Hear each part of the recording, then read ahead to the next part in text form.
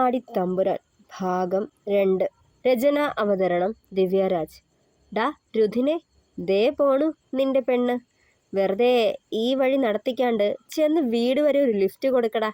കടയടച്ച് ചാവിയും എടുത്ത് തിരികെ വീട്ടിലേക്ക് പോരും വഴി ആലിൻ ചോട്ടിലിരുന്ന് രുധിന്റെ ശിങ്കിടികളിൽ ഒരുത്തൻ വിളിച്ചു കൂവിയതേ ദേഹം വിറച്ചു അമ്പിളിയുടെ.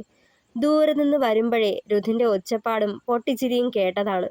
ആളവിടെ ഉണ്ടെന്ന് മനസ്സിലായിട്ട് കൂടി മുഖം കുനിച്ച് ആ വഴി പായുകയായിരുന്നു.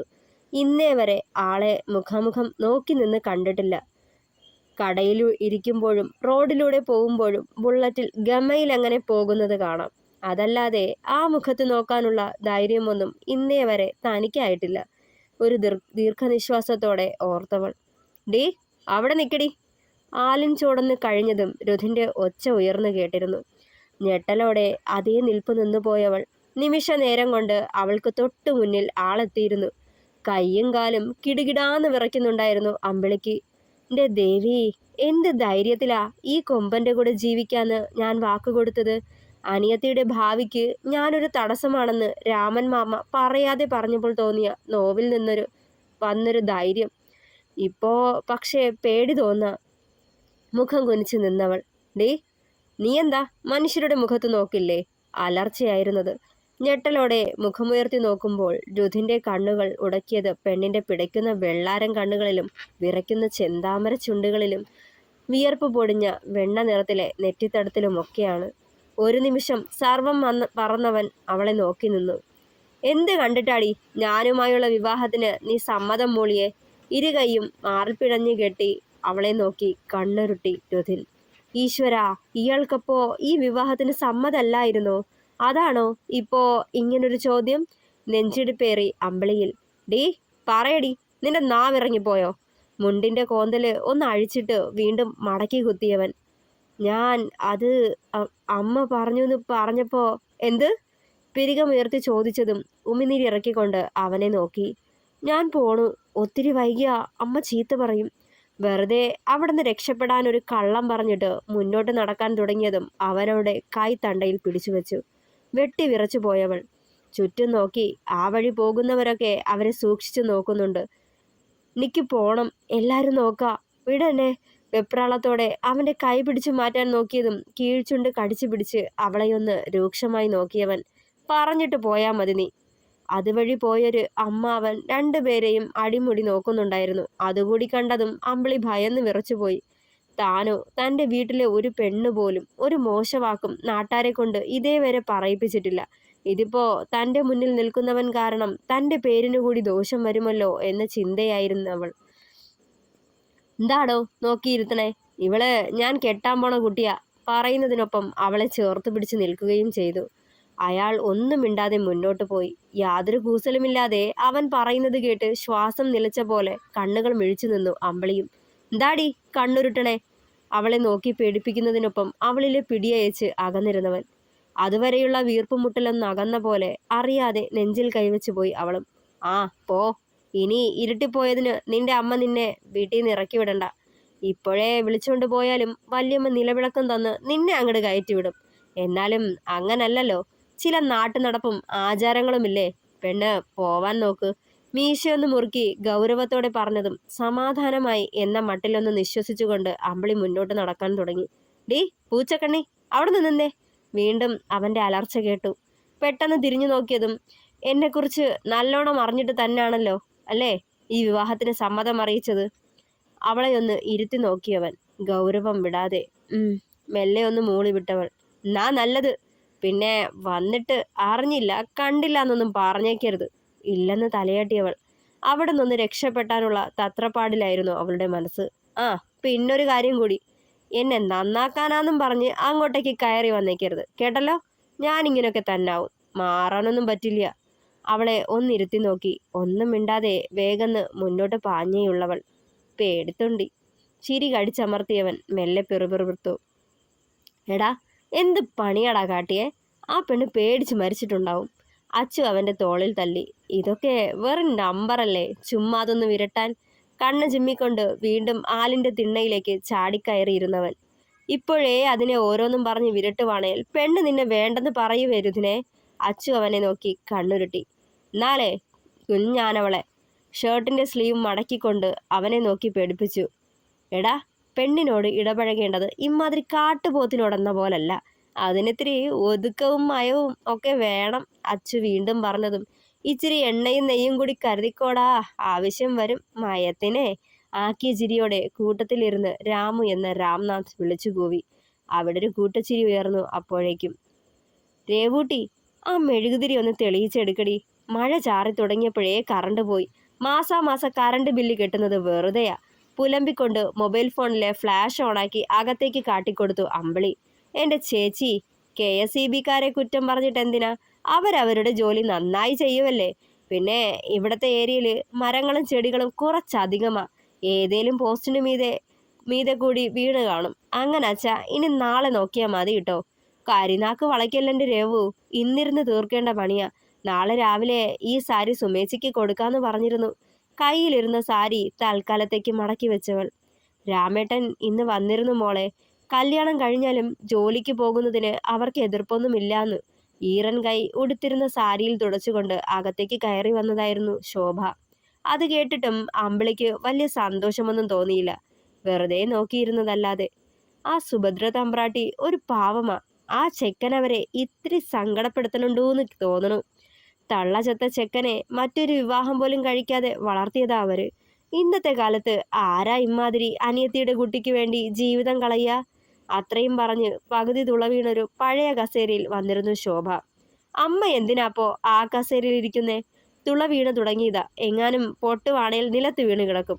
അമ്പിളിയേച്ചിയുടെ കല്യാണം ആയിക്കോട്ടെ, എടുത്ത് ദൂരേക്ക് എറിയണുണ്ട് അതിനെ. എത്ര നല്ല കസേരയുണ്ട് ഇവിടെ. എന്നാലും അമ്മയ്ക്ക് അത് മതി. രേവതി കെർവിച്ചുകൊണ്ട് മെഴുകുതിരി ടേബിളിന് മുകളിൽ കൊണ്ടുവച്ചു. നീ പോടി പെണ്ണെ, അത് നമ്മുടെ അച്ഛൻ സ്ഥിരമായി ഉപയോഗിച്ചിരുന്നതാ. ഇതിങ്ങനെ ഉമ്മറത്ത് കിടക്കണ കാണുമ്പോൾ അച്ഛൻ ഇവിടെ അകത്തുണ്ടോന്നൊരു തോന്നൽ അല്ലേ അമ്മേ? ചെറുചിരിയോടെ അമ്പിളി അവരെ നോക്കി. പിന്നല്ലാതെ, ശോഭയും ചിരിച്ചു. എന്നുവെച്ച് പാണ്ഡവന്റെ കാലത്തെ ഈ സാധനവും വീട്ടിൽ സൂക്ഷിക്കണോ? രണ്ടാളും പറഞ്ഞതത്ര പിടിക്കാത്ത മട്ടിൽ രേവതി പറഞ്ഞു. നീ വായടക്കി പെണ്ണെ. അമ്പിളി മോളെ, നിനക്കറിയോ ആ ചെക്കൻ്റെ അച്ഛൻ ആരാന്ന്? ആ രുധിൻ്റെ? ഇല്ലെന്ന് തലയാട്ടുമ്പോൾ അവരുടെ ചുണ്ടുകളിൽ ചെറുചിരി തെളിഞ്ഞു വന്നു. രുധിൻ്റെ അച്ഛൻ ആരാന്ന് പറഞ്ഞാൽ എൻ്റെ മോൾ അറിയും. അവരുടെ സംസാരം കേട്ടതും സംശയത്തോടെ നെറ്റിച്ചുളിച്ചു അമ്പിളി. അമ്മ ഇങ്ങനെ സസ്പെൻസ് ഇടാതെ പറയമ്മേ ആരാന്ന്. ക്ഷമയില്ലാതെ രേവതി ഗർവിച്ചു. വേറാരുമല്ല, ചെമ്പറയിലെ കൃഷ്ണനുണ്ണിയ. ഏത്? ആ കൃഷ്ണൻ പോലീസോ? രേവതിയുടെ കണ്ണു മിഴിഞ്ഞു. അതേ അവസ്ഥ തന്നെയായിരുന്നു അമ്പിളിയുടെയും. എന്നിട്ട് രുധിയേട്ടൻ അറിയോ ഇക്കാര്യം? രേവതിയുടെ ആകാംക്ഷയേറി. അറിയാണ്ടിരിക്കോ? ഇന്നാട്ടിലെ സകലർക്കും അറിയാം. കര മൊത്തവും പാട്ടായ കാര്യ. പറഞ്ഞുകൊണ്ട് ആടിയുലഞ്ഞ ജനാല മെല്ലെ ചാരിയിട്ടു ശോഭ. എന്തായാലും അയാളെപ്പോലല്ല രുധിയേട്ടൻ, കാണാനും സ്വഭാവത്തിലും. രേവതി അമ്പിളിയെ നോക്കിയാണ് പറഞ്ഞത്. അത് നേരാ. രുധിനവൻ്റെ അമ്മ സുമിത്രയെപ്പോലെയാ. ആ നിറവും സൗന്ദര്യവുമാ ചെക്കന് കിട്ടിയേക്കണത്. ആ സമയത്ത് ഇന്നാട്ടിലെ ഏറ്റവും സുന്ദരി അവളായിരുന്നു സുമിത്ര, സുഭദ്രയുടെയും നേരെ ഇളയ അനുജത്തിക്കുട്ടി.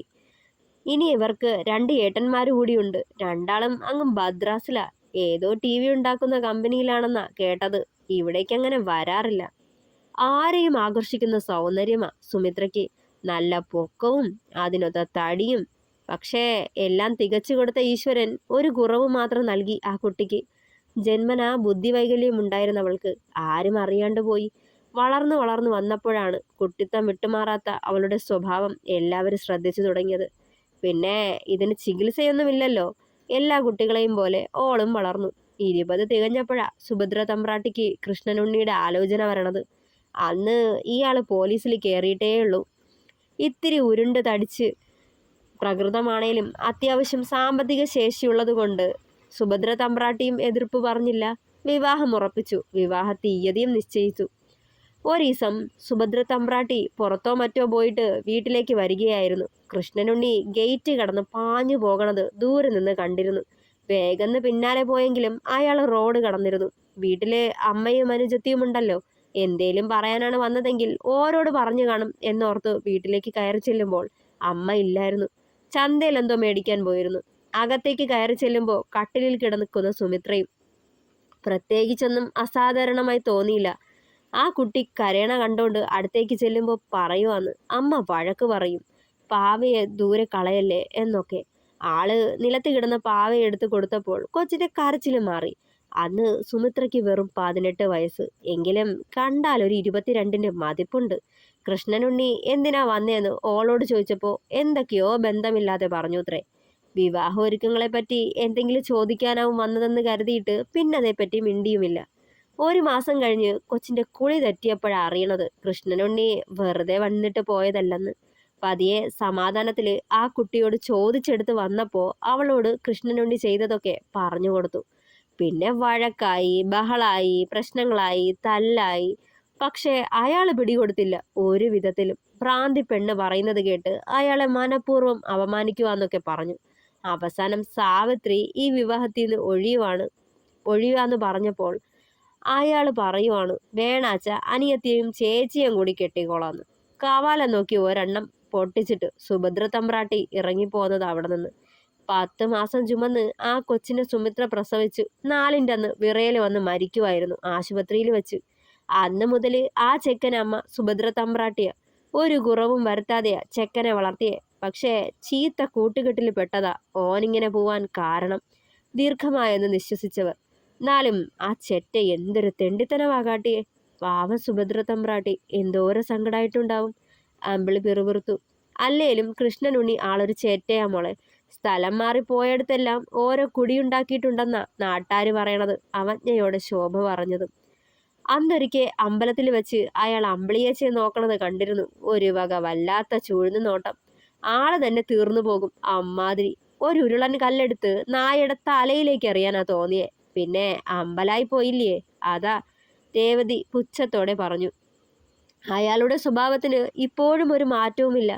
തേരിയിലെ ശാന്തയുടെ അടുത്തുള്ള പോക്ക് വരവ് സ്ഥിരമാക്കിയിരിക്കുക അയാള്. വളർന്നു വരണത് 2 ആൺകുട്ടിയോളാ. തന്തയെ കണ്ട് പഠിക്കാണ്ടിരുന്നാ മതി. നെടുവീർപ്പോടവർ പറഞ്ഞതും. അയാളുടെ ഒരു മകൻ തന്തയുടെ അതേ സ്വഭാവമാ. കാണണ പെണ്ണിന്റെ എല്ലാം പിന്നാലെ നടപ്പാ. കുറെ നാള് അമ്പിളിയേച്ചിയുടെയും പിന്നാലെ നടന്നതല്ലേ. അമ്മ അന്ന് വിരട്ടി ഓടിച്ചേ പിന്നല്ലേ ഈ വഴി വരാത്തത്. ചിരിയോടെ രേവതി പറഞ്ഞു. പക്ഷേ ഇളയച്ചക്കൻ പാവാ രേവുട്ടി. ആ പാവം മാമിയെ പോലെ. ഒരു വൃത്തികേടിനുമില്ല, ചീത്ത കൂട്ടുകെട്ടുമില്ല. അമ്പിളി ഓർത്തെടുത്ത പോലെ പറഞ്ഞു. അപ്പന്റെ തോന്നിയാസം കണ്ട് മനസ്സ് മടുത്താവും ആ ചെക്കൻ അങ്ങനെ ഒതുങ്ങിക്കൂടണത്. പാവം ദീപ, അയാളുടെ ഭാര്യയെ എന്തോരം വേദന തിന്നിട്ടുണ്ടാവും. ഭർത്താവിന് മറ്റൊരു സ്ത്രീയുടെ പേരിനൊപ്പം കൂട്ടി പറയുമ്പോ ആർക്കാ സഹിക്ക. ശോഭ ഇരിപ്പിടത്തിൽ നിന്ന് എണീറ്റതും കറണ്ട് വന്നു. ഹാവൂ വന്നൂലോ, സമാധാനായി പറഞ്ഞുകൊണ്ട് മാറ്റിവെച്ച സാരി വീണ്ടും കയ്യിലെടുത്തു അമ്പിളി. ഹാളിലെ വലിയ ആട്ടുതൊട്ടിലിൽ ഇരിക്കുകയായിരുന്നു സുഭദ്ര തമ്പ്രാട്ടി. അവരുടെ മടിയിൽ തലവെച്ച് കിടപ്പുണ്ട് രുധിനും. ഇന്ന് കൂട്ടുകൂടാൻ പോയില്ലയോ ഉണ്ണിക്കിട്ടാ? അവന്റെ നെറുകിൽ വിരലോടിച്ചു കൊണ്ട് ചോദിച്ചവർ. അത് ശരി, കൂട്ടുകാരോട് കൂടിയാ പറയും കൂട്ടുകൂടി നശിക്കാൻ പോവാന്ന്. പോയില്ലെങ്കി എന്തേ പോവാത്തെന്നായി. വല്ലാത്ത കഷ്ടാ വല്യമ്മേ ഇത്. പരിഭവത്തോടെ അവരെ നോക്കിയതും. അതല്ലട ചെക്ക, മെല്ലെ അവന്റെ തോളിൽ തള്ളിക്കൊണ്ട് തുടർന്നവർ. നീ ഇന്ന് 2 കാല് നിലത്തൂന്നിയാ വന്നതേ, അതാ ചോദിച്ചേ. അല്ലെങ്കി 4 കാലിലേ വന്ന് കയറൂ. അതോ നന്നാവാന്ന് വാക്ക് തന്നതല്ലേ, അതാ ശ്രമിച്ചു നോക്കാന്ന് കരുതിയേ. കുറുമ്പോടെ പറഞ്ഞതും. ആ കുട്ടിയെ കണ്ടോ നീ ഇന്ന്? കണ്ടു, ചെറുചിരിയോടെ പറഞ്ഞു രുധിൻ. നല്ല കുട്ടിയാ, കരയിപ്പിക്കല്ലേ അതിനെ അത്രക്കിഷ്ടാ. അതിനെ മതിയിന്ന് ഒറ്റ കാലിൽ നിന്നുകൊണ്ട് മാത്ര നിന്റെ ചീത്തശീലങ്ങളൊക്കെ മാറ്റിക്കൊള്ളാന്നും കൂടി പറഞ്ഞൂലോ. അതാ പാവം പിടിച്ച ആ കൊച്ചിനെ നിന്റെ ജീവിതത്തിലേക്ക് കൂട്ടിവിടാന്ന് കരുതിയേ. വേദനിപ്പിക്കല്ലേ ഉണ്ണിക്കുട്ടാ. അവന്റെ നെറുകിൽ തലോടിയതും. നോക്കാം പറ്റണ പോലൊക്കെ, നന്നാവാം പറഞ്ഞുകൊണ്ട് മെല്ലെ മുഖമുയർത്തി നോക്കിയവൻ തുടരും. പ്രിയപ്പെട്ടവരെ, അഭിപ്രായങ്ങൾ പറയണേ. നമ്മുടെ തെമ്മാടി തമ്പുരാനെ നിങ്ങൾക്ക് ഇഷ്ടമായി എന്ന് വിശ്വസിക്കുന്നു. അപ്പോൾ കഥ ഇഷ്ടമായാൽ തുടർന്നും കൂടെയുണ്ടാവണം, സപ്പോർട്ട് ചെയ്യണം. താങ്ക്